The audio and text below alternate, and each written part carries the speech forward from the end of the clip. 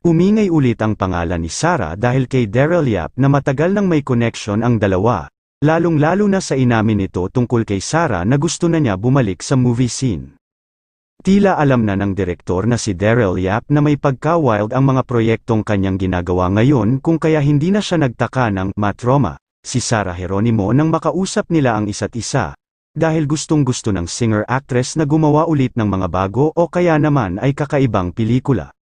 Paglalahad ni Daryl, "I had a meeting with Miss Sarah Geronimo. She wanted something new, ewan ko kung anong trip ng Viva." Ang sabi raw ni Miss Sarah, "Boss, I want to have something new." "Ah, gusto mo pala ng something new, ha?" So ipinamit sa akin na trauma. Nag-meeting kami sa office ni Boss Vic Del Rosario. "Direk, meron ka bang naiisip para kay Sarah?" So, sinabi ko yung mga material ko na naiisip ko para sa kanya. Parang na-trauma si Miss Sarah, parang natulala lang siya sa akin. Tapos, nung nagkausap kaming dalawa, sabi ko sa kanya, "Sabi mo, something new."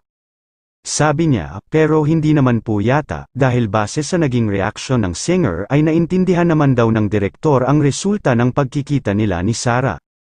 Pag-amin niya, "In showbiz, we have lots of restrictions not because we don't want them, but because you are tied into a contract, meron kang image na pinoprotektahan.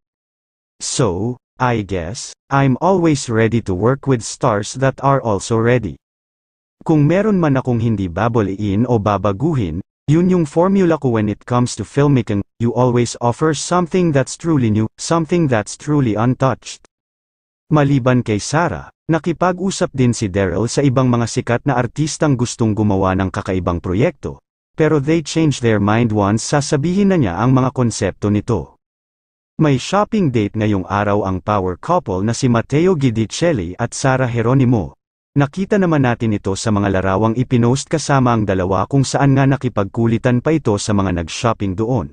Nakakatuwa nga dahil pinagbigyan agad ito ng dalawa.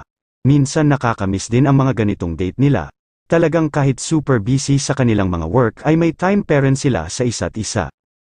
Pinopoint din ni Matteo ang kay Sarah na outfit, which was a white sleeveless outfit. "It might be a very, very beautiful dress but believe it or not, you can go hiking with that dress. Ito ay may UV protection, hindi ka magkakaroon ng sunburn." Mahilig kaming mag-road trip ni Sarah at mag-abroad, kagaya na lamang noong kakagaling nila noon mula sa isang paglalakbay sa US at lahat ng aming outfit ay search Uniqlo. "I'm very, very excited for this collection because the colors are so vibrant and I'm so excited to wear them throughout the year," enthused Matteo. Ang charming kapuso na si Matteo, at nakatakdang bumida sa GMA at maging sa Metro Manila Film Fest.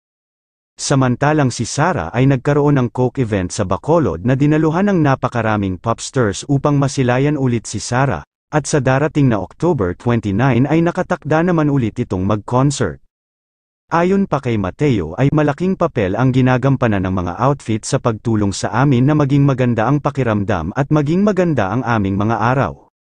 Iyon ang dahilan kung bakit gusto naming magbihis sa aming casual na estilo, sa Search Uniqlo Philippines. Nakakagalaw tayo sa ginhawa at estilo, at may functionality sa pamamagitan ng kanilang malawak na hanay ng mga item, pahalagahan ang kagandahan ng sining at pang-araw-araw na lifewear kasama ang koleksyon ng Uniqlo 2023 Spring Summer.